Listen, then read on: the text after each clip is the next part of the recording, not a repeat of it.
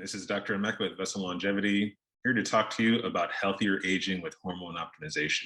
So let's go ahead and get started. This is going to be about a 45-minute presentation, and hopefully at the end of it, you'll have a lot more information to talk about hormone optimization and what your options are. A little bit about myself. I am a board-certified orthopedic surgeon. As of about 4 months ago, I myself became a BioT hormone pellet patient, and I'm also a Navy veteran, having served 10 years in the Navy as an orthopedic surgeon. During that time, I got to travel all over the world, including spending 6 months at Camp Bastion, which was a British military hospital in Helmand Province in 2010. At the time, we were extremely busy. It was considered the busiest trauma hospital in the world based on the kind of injuries we were seeing and the frequency we were doing that. I became an orthopedic surgeon because I like to work on the limbs and extremities because I could stay away from the chest and abdomen where the organs that can potentially kill you live. However, when you're in a war environment, you do what needs to be done. So here's a picture of me operating on an abdomen with one of our general surgeons. One of the benefits of being in a British hospital is that UK VIPs got to come through and visit the troops from time to time. So I did get the opportunity to meet some pretty cool people, such as David Beckham. And at the time, he had just undergone Achilles repair surgery. So we were talking about his recovery. Since leaving the Navy in late 2018, I joined the staff at Yuma Regional Medical Center in Yuma, Arizona, where I am one of the orthopedic trauma surgeons. I go there once a month to perform trauma surgery, and we'll get into that a little bit later. We're here to talk about hormone havoc. What are hormones? How do they affect you? And how can they influence your day-to-day life? So at the end of this talk, my goal is that you will understand what you need to know about hormones, how they affect you, and how their lack of balance can really throw off your day-to-day life. I really want you to know who and what you can and should believe about hormone replacement. There's a lot of misinformation, disinformation, and outdated information out there that is still widely prevalent, and people that you think you can trust in dealing with hormones may have old information. So this talk will hopefully clear some of that up for you.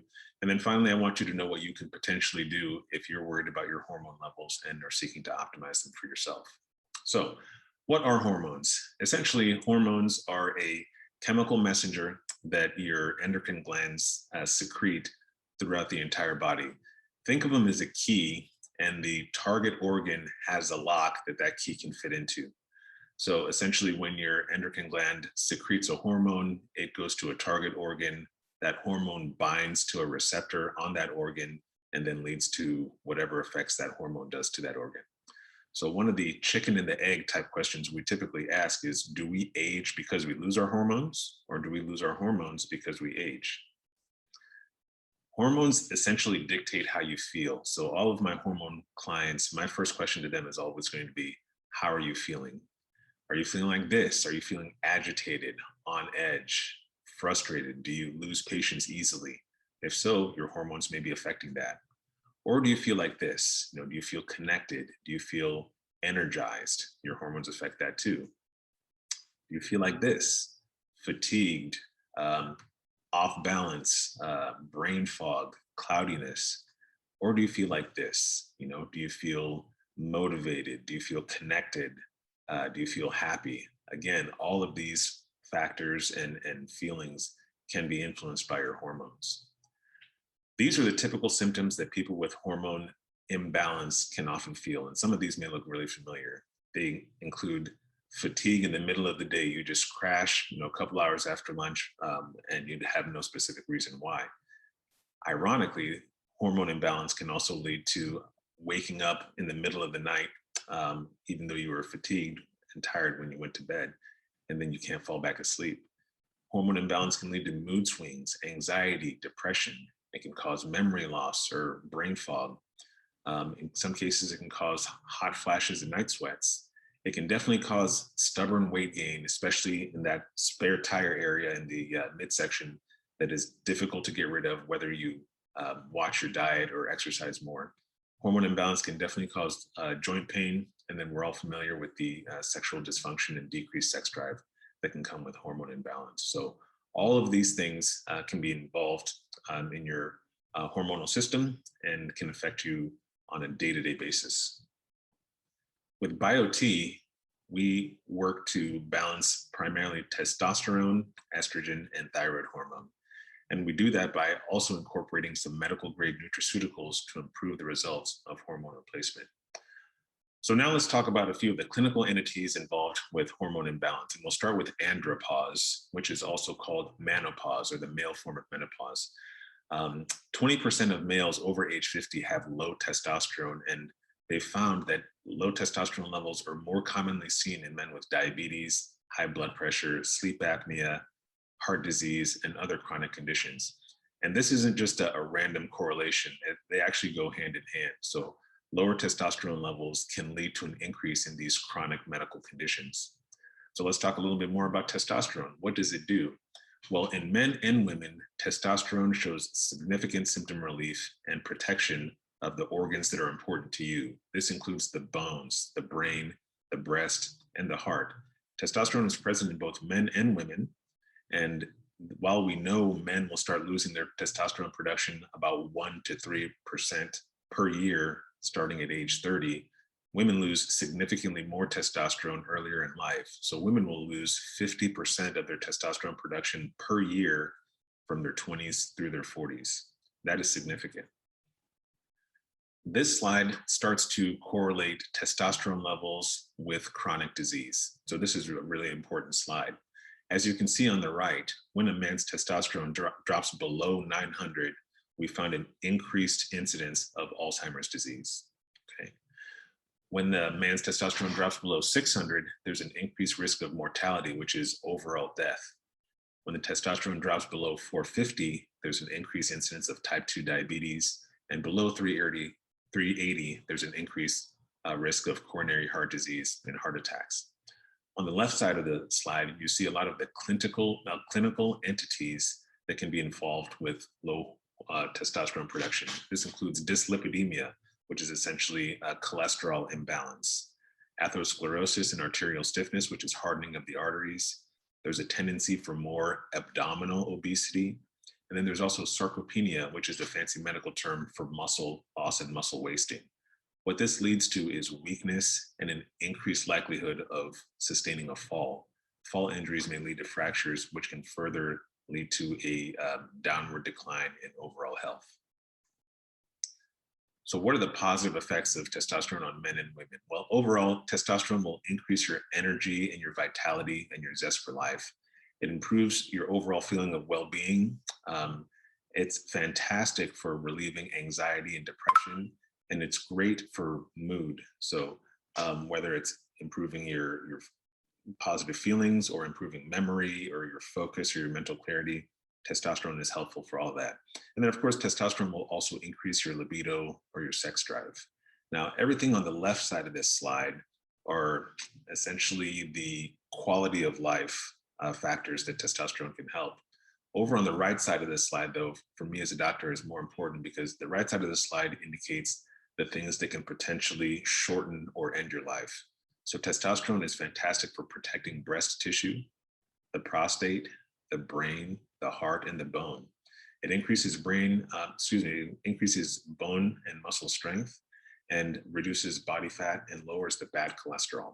So the right side of this slide are the things that can potentially be damaging or lethal to you. The left side of the slide are quality of life factors that testosterone helps. Now let's move on to menopause, which most of us are more familiar with. About 3,500 women a day enter menopause. However, the symptoms of perimenopause may begin up to 15 years earlier. And a lot of women are affected by hormone imbalance more than they realize. There's a common misconception out there that menopause is this short duration, maybe 2 or 3 years that women just have to get through. And once you get through menopause, there's this beautiful experience on the other side when you've completed menopause. That's not true. The fact of the matter is menopause occurs when a woman's ovaries stop producing estrogen and testosterone. Once that stops, it's never going to restart. So once menopause starts, that is a new phase of life for the rest of the woman's life. So it's not something you get over or get through. Okay. In order to improve those menopause symptoms, the hormones have to come back, and there's no natural way to do that necessarily without supplementing hormones. This is a very important slide right here. This speaks to the importance of hormones and overall cardiovascular health. Prior to menopause, 1 in 7 women die from heart disease. However, after menopause, when a woman loses her ovaries, that number increases to 1 in 3 women dying from heart disease. That goes back to the fact that your hormones are protective of the heart tissue. Hormones protect the organs that are important to you. So let's talk a little bit more about estrogen. What are the positive effects of natural estrogen? And I highlight the term natural because a lot of the misconceptions about hormone replacement are based on synthetic estrogen, not natural estrogen. So natural estrogen will help a woman control hot flashes and maintain memory. It's protective against neurodegenerative conditions such as Alzheimer's.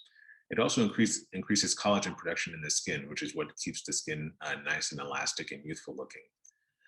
Estrogen will increase the happy hormones in your brain, so the serotonin and the dopamine. Without those, there's an increased risk of anxiety and depression.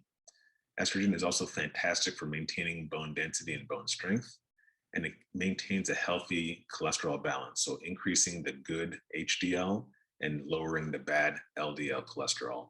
And estrogen also protects the bone, breast, brain, and heart. So once again, I'll go back to this recurring theme: hormones protect the organs that are important to you. So now that we understand the importance of hormone balance, how do we go about providing hormone therapy? In general, there are 2 broad categories of hormone replacement methods. One is synthetic and one is natural or bioidentical. The difference between the two is that bioidentical hormones have the same molecular structure as the hormones your body creates. So your body can't tell the difference between a bioidentical hormone replacement and hormones that it created itself. Whereas synthetic hormones have a different molecular structure than what our body naturally creates. And our body can recognize that difference, and that difference may lead to some side effects. Now, regardless of which hormone replacement method you choose, there are different forms of hormone replacement, whether it's pills or patches, which apply to both synthetic and bioidentical. There are shots, which are primarily synthetic, and there are creams, gels, and pellets, which are in the bioidentical realm. We'll talk about the pros and cons of each next. Now, patches are very popular. Estrogen patches have been around for a long time. The benefit of patches is that they're very easy to apply. They're easy to remove. There's no significant difficulty there. They are supposed to absorb through the skin and into the bloodstream. That's how they get their effect. The problem with patches is that about 45% of people do not absorb their hormones through their skin. So they'll be wearing a patch and thinking they're getting the estrogen. However, they're not feeling a difference, and they're thinking that the estrogen just isn't working. Little do they know that they're not actually absorbing the estrogen through their skin. Okay. Patches need to be changed throughout the week. So you have to constantly reapply the patches, or else they'll fully absorb, if they're absorbing at all, and then you lose the effect. Creams and gels, again, are very common. They are easy to apply. There's really no pain associated with that. The problem with the creams and gels is that they are not very bioavailable, meaning once you apply it, the half-life, the length of duration in your system is relatively short, so you have to keep applying it several times a day. Okay. The other problem with the creams and gels is that they are easily transferable. So if you're taking creams and gels, you have to be very careful about who and what you're contacting, because the hormones on your skin may easily transfer to somebody else. There are hundreds of stories out there of women waking up with facial hair because they didn't realize that their husband's testosterone cream was getting onto their skin from the sheets when they were lying in bed. Similarly, there are men who will wake up with enlarged breast tissue because they didn't realize that their wife's estrogen cream was transferring to them while they were sleeping. So that's one of the downsides of the creams and gels. And ultimately, it makes it something that's difficult for patients to maintain for a long amount of time. What about the injectable testosterone? This is very common. A lot of men, some women are taking injectable testosterone as well. The problem with the injectable testosterone is that 99% of it is synthetic, which leads to a possibility for adverse side effects like liver toxicity, heart disease, and cholesterol imbalance. The synthetic testosterones can increase the bad LDL and decrease the good HDL. The injections typically have to be used every one week or twice a week. So that leads to 52 to 104 injections per year of testosterone. You're constantly chasing the blood levels of testosterone. So when you inject it, it'll peak, and before the next injection, it'll crater. So that makes guys really, really cranky when the testosterone level drops before the time for the next injection. So what's the alternative? Well, there are bioidentical hormone pellets. What are these pellets? Well, essentially they're natural plant-derived little grains of rice. So there's hormones that are derived from either soy or sweet potato. They're bioidentical, meaning they have the same molecular composition and the same molecular structure as the hormones that we create naturally. They last longer than any other form of hormone treatment. So when they are implanted underneath the skin, they can last up to 4 to 6 months in men or 3 to 4 months in women. They provide a steady stream of hormone in your blood. So you're not constantly chasing peaking and valleying levels of hormones, because once it's implanted, it gets to a steady state and it just stays there until it fully absorbs. Hormone pellets provide the opportunity for individualized dosing. So based on each patient's specific blood work and medical history, we can identify a dose for that particular patient, which will be optimal for them. Finally, it's implanted under the skin. So I, as a doctor, don't have to worry if the patient is taking the hormone pills or taking the shots. I know that once it's implanted, the hormones are there, and there's essentially nothing that can be done to undo that until the hormone pellet dissolves. Pellets have been around for a long time. The first report of hormone pellets used in medical literature was in 1939, when they used estradiol or estrogen pellets for treatment of women who had had radical hysterectomies. 10 years later, in 1949, there was another clinical article about use of estrogen and testosterone pellets for the treatment of menopause. Overall, there's been more than 80 years of clinical use and studies in the US and abroad talking about hormone replacement with pellets. Here we're looking at the blood levels of hormones based on how they're administered. So if you look at the purple line, that is the blood concentration of oral, hormone pills. So as you see, you take it orally, it peaks, and then it always comes down to a valley before it's time for the next dose. So you're constantly chasing those levels. The orange line is when you use hormone patches. So there's a slower onset to a peak level, but then it always drops before that next patch has to be replaced, which is usually within a week. The green line represents an implant. So a hormone pellet is implanted underneath the skin, and then you get a steady supply of hormone until it kind of tapers off when the pellet fully absorbs. You don't have to worry about chasing the peaks and valleys of daily or weekly hormone replacement. What is the BioT method of pellet therapy? Well, essentially it's based on 3 criteria. One is providing the right kind of hormone, which is bioidentical rather than synthetic. Secondly, is getting the right amount of hormone, which is based on the individualized dosing based on each patient's personal criteria and their lab work. And finally, it's getting the last delivery system, which is the subcutaneous pellets rather than shots, creams, or any kind of patches. What that enables us to do is save significant time and effort in terms of patient compliance, so we don't have to worry about whether a patient is taking the hormones correctly. We base this on more than 80 years of clinical evidence and a safety profile that is unmatched in hormone replacement. The fact that pellets have a significantly low side effect profile, and it is the best way of increasing bone mineral density. All these are the incredible positive factors of the BioT pellet method of hormone delivery.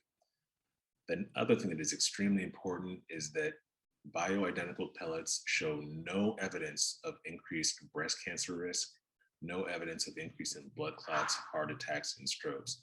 That's really important because most of the people out there who are saying hormone replacement is unsafe are basing it on data from synthetic hormone replacement, which increase the risk of breast cancer and coagulation problems like heart attacks and strokes and blood clots. That is not the case with bioidentical hormone replacement. And it has to be very clear when you're talking about hormone replacement, which form of therapy you're considering. In fact, studies show that hormone optimization with bioidentical pellets may be protective of the breast, bones, brain, and heart. This study from 2001 showed reviewed 2,700 women who had all been diagnosed with breast cancer. So every woman in this study had been diagnosed with breast cancer, and then they were followed over time. Some of these women remained on hormone replacement therapy after their diagnosis. Other women were no longer on hormone replacement therapy. They looked for breast cancer recurrence rate in these two groups of women. And what they found was that twice as many women who were not on hormone replacement had a recurrence of breast cancer compared to the women who were on hormone replacement. So what it looked like was that the women on hormone replacement were protected from recurrence of breast cancer. They also looked at breast cancer mortality. So this is the number of women who died of breast cancer. This time they found that 3 times as many women who were not taking hormones died compared to the women who were taking hormone replacement. Okay. So the hormones seem to be protective against recurrence of breast cancer and death from breast cancer in this study. Finally, they looked at the total mortality rate. So this is death from all causes in these two groups of women. Again, they found that twice as many women who were not taking hormones died compared to women who were taking hormones. So overall, the argument that hormone replacement is dangerous for women is not true. In fact, it is protective of breast cancer recurrence, breast cancer death, and death from all causes. Bone health is particularly important to me as an orthopedic surgeon. And whenever I go to Arizona to do my trauma call, about 80% of the surgeries that I do are hip fracture surgeries. Now, what's difficult in talking to the patient's families after doing a hip fracture surgery is the knowledge that about 40% of hip fracture patients will not be alive 1 year after the fracture. This is because for somebody to break their hip, their body is in such a deconditioned state, and the hip fracture itself leads to such a decrease in motion afterwards that it's essentially like the beginning of the end. And a lot of people start circling the drain after sustaining a hip fracture. So considering the aging population, it is important for us to change the question from how do we help hip fracture patients live longer to how do we help people prevent hip fractures in the first place? Well, the answer to that is increasing bone mineral density. The best way to do that is with hormone pellets. So this study shows that taking estrogen pellets increases bone mineral density 8.3% a year. That is the most significant increase in bone mineral density with hormone replacement compared to any other form. So it's only 3.5% per year in patches, 1 to 2% increase with oral estrogen, up to 8.3% increase in bone mineral density year over year with estrogen pellet therapy. Arthritis is another leading cause of morbidity or lack of motion in the world. And as people become more and more arthritic, they tend to move less. And as we know, motion is life. And so the less you move, the less you breathe, and the more likely it is that you'll start a decline in overall health. Estrogen and testosterone therapy can stimulate the precartilage cells and also potentially start to reverse a little bit of that arthritis to help keep people moving. Brain health is particularly important. As we all know, Alzheimer's is a leading cause of death in the United States. We know that women get Alzheimer's disease 8-to-1 over men. However, women on estrogen are half as likely to develop Alzheimer's disease. We also know that men with low testosterone are 3 times as likely to develop Alzheimer's disease. So optimizing your hormones protects your brain, okay? Hormones protect the organs that are important to you. And in this particular situation, may help prolong a long and healthier lifespan. So what are the risks of pellets? I've been talking about how great they are, but nothing is perfect, and even pellet therapy has potential risks. From time to time, we may see some fluid retention. This is more common with the first pellet insertion and not so much subsequently, but that is a potential risk. Personally, I've seen my patients occasionally complain of some breast tenderness or nipple sensitivity when they're on estrogen replacement. This is easily treated with iodine treatment. Probably the most frequent complication or side effect that I've seen is with uterine spotting or bleeding. Again, this is typically in postmenopausal women who are on estrogen replacement and still have their uterus. This is treated with progesterone, which helps to regulate the uterine lining and prevent bleeding. Once we get that estrogen and progesterone level balanced, typically the bleeding stops. But this is something that can occur and that we need our postmenopausal women in particular to be aware of. Pellet extrusion is basically the pellets backing out and popping out of the skin and essentially turning you into a human pest dispenser. This is most frequently encountered when people do not follow the post-pellet instructions. So initially, the pellets are inserted in the top of the gluteal region. And for the first 4 to 7 days after pellet insertion, we advise people not to perform any rigorous exercise involving the glutes, whether that's running, squatting, hiking, lunges, because until that tract heals, that pellet can back right out and spit out of the skin. So as long as people are following their post-pellet instructions, pellet extrusion does not tend to be an issue. Occasionally, people will have some facial breakout or some acne developing from the testosterone treatment. If people have a history of that prior to pellet insertion, we will put that into the database and it will decrease the testosterone dose to limit that from happening. For men, there can be a reduction in testicular size or a reduction in sperm count from testosterone replacement. Men who have not completed their families or think they may want to have more children, we will recommend they get a semen analysis or a sperm count prior to pellet insertion, just so we can know what the sperm count is at baseline. So we know that if there's a later decrease in sperm count, it is not necessarily due to the hormone replacement. So we have a case study here of a gentleman who is a lifelong tennis player, extremely intelligent PhD college professor. This gentleman happens to be my father, and he's the person who inspired me to become a doctor and an orthopedic surgeon. I grew up watching him play tennis, and I knew that that was what he absolutely loved to do more than anything. When he tore his meniscus when I was 16, I drove him to the surgery center, and since his surgeon knew that I was interested in medicine, he let me watch the surgery on a TV in another room. And when he put a scope in my dad's knee, I thought it was the coolest thing I'd ever seen in my life. And I said on that day, I'm going to be an orthopedic surgeon. I want to help people get back to doing the things they love to do, whether it's activity or sports or what have you. 6 weeks after my dad's surgery, he was back on the tennis court and happy. His whole adult life, he was a poor sleeper. He had high blood pressure and sleep apnea. As you can see from these pictures, in 2010, 2011, 2016, he was a very friendly, outgoing, gregarious type of guy, always talking to people, extremely well-read. And so he was just amazing. However, in 2015, we started noticing that his memory was starting to fade. And finally, in 2020, he was diagnosed with Alzheimer's disease and prostate cancer. This is a picture of me visiting him on his 75th birthday in March of 2021. He couldn't remember my name. He didn't even realize it was his birthday, and I had to feed him his breakfast that morning.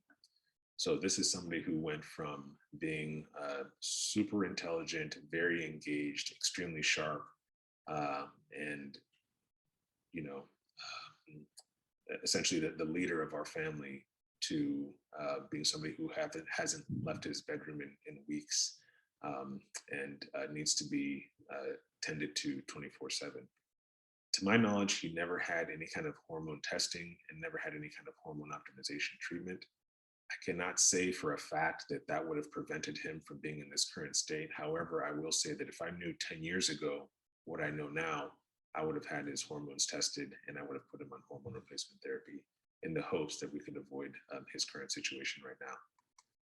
So essentially, my message that I want to get out to everybody is that hormone imbalance can occur in men and women of any age, and not all hormone replacement therapy is equal.